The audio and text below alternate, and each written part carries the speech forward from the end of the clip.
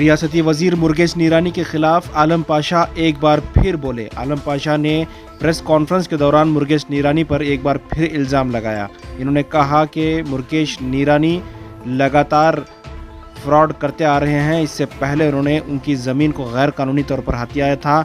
अब आलम पाशा ने एक और इल्ज़ाम लगाया। आलम पाशा ने कहा है कि विजय बैंक के नाम से कोऑपरेटिव बैंक बनाई गई थी, जिसमें गैर कानूनी तौर पर ब्लैक मनी को वाइट करके वज़ीर आला बनने का ख्वाब देख रहे हैं मुर्गेश निरानी। मुर्गेश निरानी को वज़ीर आला बनाया जाना बिल्कुल गलत है, क्योंकि मुर्गेश निरानी पर कई मामला चल रहे हैं, कई इल्ज़ामात हैं। ऐसे शख्स को वज़ीर आला बनाना बिल्कुल गलत है। इनके वज़ीर आला बनाए जाने पर आलम पाशा प्रेस कॉन्फ्रेंस के दौरान मुर्गेश निरानी के खिलाफ और वज़ीर आला पीयूष हडडपा के खिलाफ अपने बयान को जारी किया है।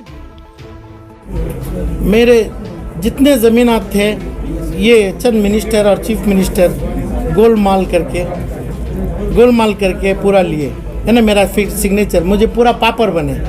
अब यही चीज़ में केस चल रहा है, इनको अरेस्ट नहीं करना, इनको फला नहीं करना करके उन्होंने चीफ मिनिस्टर मंत्री बन के पूरा आगे लेके जा रहे। मुझे कोई सिक्योरिटी, मेरे माल की, मेरी जान की हिफाजत नहीं है। अब इसी मौके पे नॉर्थ कर्नाटका यानी बागलकोट, बेलगाम, ये एरिया से हज़ारों के लोग से मेरी बात जो हो रही है, इन्होंने मुझे अप्रोच कर रहे हैं, इनके साथ पूरा फोर्जरी होके एक श्री विजया सहकारी क्रेडिट कोऑपरेटिव बैंक के नाम से मुर्गेश निरानी बना के अपना पूरा ब्लैक मनी जितना लोगों का है, इनका टीम का, वो पैसा उसमें कैश डिपॉजिट करते हैं। और दूसरी वो बैंक ऑफ इंडिया से इन लोग वो हज़ारों के लोगों के ऊपर लोन लेके, किसान क्रेडिट कार्ड के नाम से लोन लेके, जो लोन में इन्हों गन्ने की पेरवाई करना, इन्हों दवा चीज़ डालना ट्रैक्टर के ऊपर, वो छोड़ के ये बैंक में बगैर इनको मालूम हो के, बगैर इनके वो लोगों को मालूम है कि हज़ारों को करोड़ रुपया का पैसा उठा के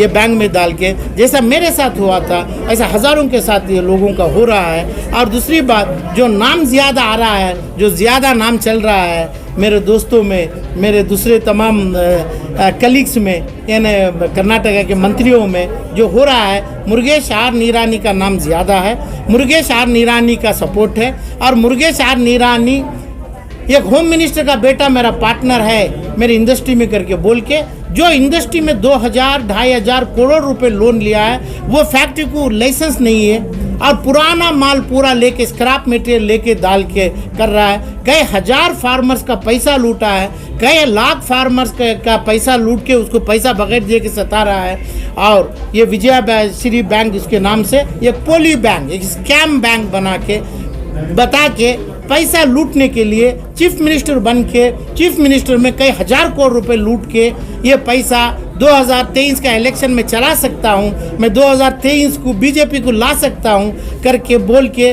वो वादे से आ रहा है। उन्हें आया तो 2023 के इलेक्शन में 6-6.5 करोड़ ये कन्नडिगास, ये फार्मर्स, ये हर जात वाले हमारे भाइयों में, ये तमाम में ये मैसेज है कि भाई जो भाजपा के लोग या ना, जो भी दूसरे पार्टी के, कांग्रेस के लोग दिल्ली में बैठ के जो बनाते हैं, ये बहुत बड़ा बदनाम है ये पूरे 6.5 करोड़ लोग को। ये लोगों को यानी ऐसे लोगों को जो दिल्ली से, जो फलान से बैठ के अपनी चेयर लेके आके और ये पूरी उनकी बैंक्स खत भर रहे हैं, हज़ारों को करोड़ भर रहे हैं। ये लोगों को सज़ा देने के लिए ये 6.5 करोड़ मेरे भाई कर्नाटक के भाइयों के सामने आने के लिए आज मैं प्रेस मीट रखा।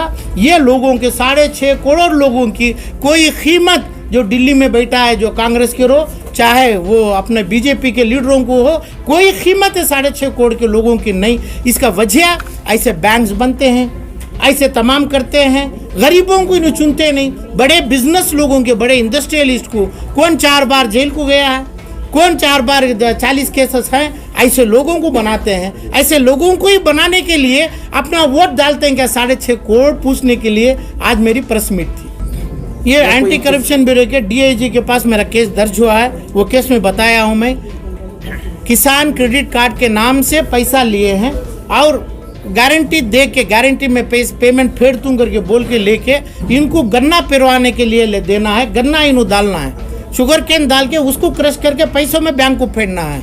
और ये लोग क्या कर रहे हैं, पूरे लोगों का बगैर, ये जैसा मेरी फोर्जरी की है ऐसा बगैर ये लोगों के बता के बगैर ये फार्मर्स को बताए हुए ये लोग पूरा पैसा अपने बैंक को ला लिए। वो बैंक से अपनी नाम से पैसा ले लिए, अपने डायरेक्टर को 1000 करोड़ रुपए तक का पैसा उठा लिया उन्होंने। ये कानूनी गलत है, इसके ऊपर ऑडिट होना है, पुलिस का प्रोब होना है, कोर्ट से आर्डर होना है। ये कोई चीज़ नहीं हुई तो कोर्ट, एसीबी कोर्ट के सामने और ऑनरेबल सुप्रीम कोर्ट के सामने ज़रूर ये फार्मर्स को फैसला मिलने की कोशिश कर रहा हूँ मैं, और मेरी कंप्लेंट मौजूद है, चल रहा है। जो आपने बताया ये पूरा 8000 करोड़ के ऊपर का टर्नओवर करे हैं उन्होंने। 8000 करोड़ का जो टर्नओवर करना है वो ये रहे कि लोगों के पास इतना पैसा नहीं, पूरा इसका ही पैसा डाल के सरकारी नाबार्ड का पैसा किसानों के नाम से लेके और उसका अपना जो चुराया हुआ पैसा, पब्लिक का पैसा, 6.5 करोड़ के लोगों का पैसा कैश में डिपॉजिट करके वो उसको डाइवर्ट करने की कोशिश करके 2023 का इलेक्शन जीतने, अभी इसके बाद एक 50,000 से 1 लाख करोड़ बनाने के लिए उसे सीएम के चेयर को भी उसे मंजूरी ले रहा है। ऑलमोस्ट उसको मंजूरी मिली है और मंजूरी वो मिलने दो, मेरे को इसमें कोई चिंता नहीं है। 2023 के इलेक्शन में ये लोगों के सामने ये लोग समझ के इनके ऊपर क्या चल रहा है, ये लोगों के ऊपर कौन हुकूमत कर रहे हैं, कौन बैठा है दिल्ली से क्या कर रहा है, ये बताना चाह रहा हूँ मैं। ये 2023 की कोशिश में इन्हों लगे हैं, ये लोग 6.5 करोड़ बेकार बैठे हैं और बेकार ये चीज़ों के उनके जलजले में आ गए, उनके दबाव में आ गए हैं। मगर डिसीजन लेना इन्हों ही है, ये डिसीजन इन्हों जो लेना है इसकी कोई चिंता जो दिल्ली में बैठा है वो लोगों को नहीं है। कर्नाटक को कई हजार कोई लाख करोड़ का घोटाला करके 2023 के लिए हर आदमी की रोजी छीन के हर गरीब हर फार्मर मरने से रोकना चाहता हूँ।